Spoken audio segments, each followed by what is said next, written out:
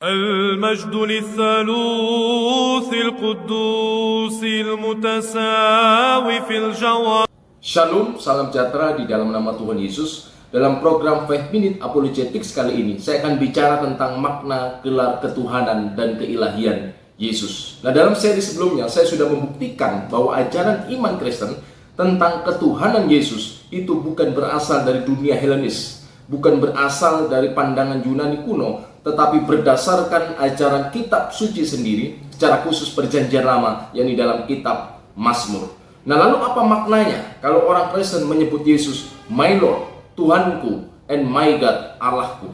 Kalau kita baca di dalam pengakuan iman Kristen berbahasa Arab, di sana dinyatakan Nu'min birabbin wahid Yasu'al al-Masih Adnullahil wahid Al-maulud minal ab qabla khulit tuhur Nur min nur ilahak min ilahak.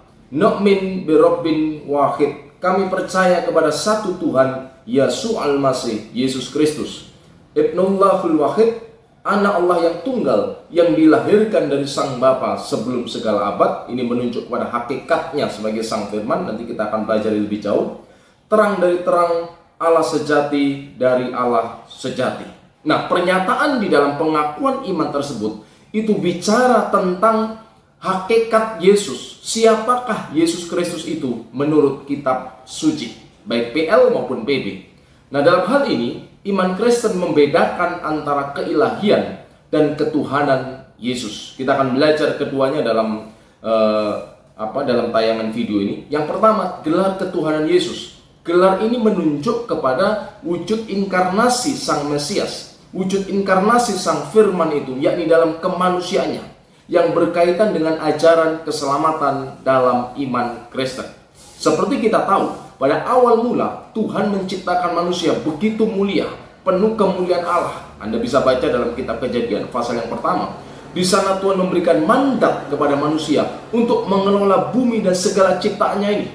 Dan pemberian mandat itu juga disertai dengan pemberian otoritas, kepenguasaan atas Adam dan Hawa terhadap makhluk ciptaan yang lain. Nah, tetapi kita tahu berdasarkan kitab suci, karena tipu daya syaitan, si ular tua itu, sehingga manusia jatuh ke dalam dosa, melanggar ketetapan Allah. Sehingga manusia yang dulunya diciptakan penuh kemuliaan, penuh kehormatan dan berotoritas, telah kehilangan semua itu. Bahkan mereka mengalami dampak dari dosa yang begitu serius, yaitu kematian jasmani dan kematian rohani. Nah, tentu dalam kasihnya Allah tidak menginginkan manusia itu menjadi binasa, manusia itu mengalami kehancuran. Karena itu melalui firman-Nya yang berinkarnasi menjadi manusia, Tuhan menyelamatkan umat manusia yang percaya kepada karya penebusan Yesus Kristus. Saya akan bicarakan dalam video yang lain tentang makna penebusan dalam iman Kristen. Tetapi melalui penebusan itu, dalam kemanusiaannya, Yesus bukan hanya menjadi jalan keselamatan dalam hal penebusan itu, tetapi dalam kemanusiaan yang sudah dibangkitkan dari kematian itu, menjadi pola, menjadi contoh manusia yang sudah dipermuliakan, manusia yang dikembalikan kepada fitrah penciptaan yang semula, penuh kemuliaan, penuh keagungan, dan berotoritas. Nah, itulah maknanya kalau Anda baca dalam Filipi pasal yang kedua ayat 8-11, dalam Roma pasal yang ke-8, di sana dinyatakan bahwa gelar ketuhanan, the Lordship, yang dikenakan kepada Mesias itu menunjuk kepada gambaran atau pola pemulihan umat manusia kepada keadaannya yang semula, kepada fitrahnya yang semula, yang mereka berotoritas. Itulah dikatakan kepadanya dikaruniakan nama di atas segala nama, dan setiap lidah mengaku, setiap lutut bertelut bahwa Yesus adalah Tuhan, Lord, bagi kemuliaan Allah. Ini menjadi pola bahwa orang-orang yang percaya kepadanya, kepada sang Mesias itu pada akhirnya pun akan dimuliakan bersama-sama dengan Dia. Ide ini bisa kita jumpai di dalam kitab suci, dalam kitab Wahyu, di dalam surat-surat para rasul, bahwa orang-orang percaya itu akan memerintah bersama-sama dengan Kristus yang sudah dibangkitkan itu, di mana Yesus itu menjadi yang sulung. Menjadi yang sulung artinya menjadi pola, menjadi contoh bagaimana kehidupan orang percaya kelak ketika Kristus nanti datang yang kedua kalinya.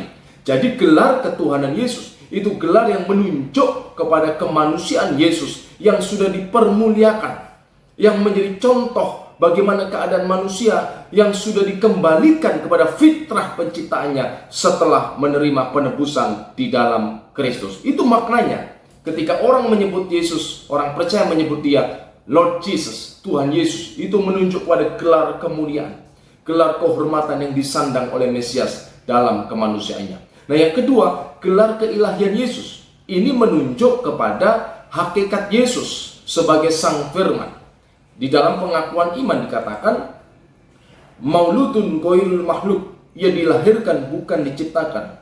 Musawin lil ab fil jauhar, alladzi bihi kana kullu syai'in, dilahirkan bukan diciptakan, sehakikat dengan Sang Bapa fil jauhar. Kemudian dikatakan alladzi bihi kana kullu syai'in, yang melaluinya segala sesuatu diciptakan. Nah, ini menunjuk kepada hakikat Yesus sebagai Sang Firman, menunjuk kepada naturnya, menunjuk kepada tabiatnya sebagai firman yang satu di dalam zat Allah, di dalam diri Allah, yang hadza kana fil bada'i indallah, yang sejak semula bersama-sama dengan Allah.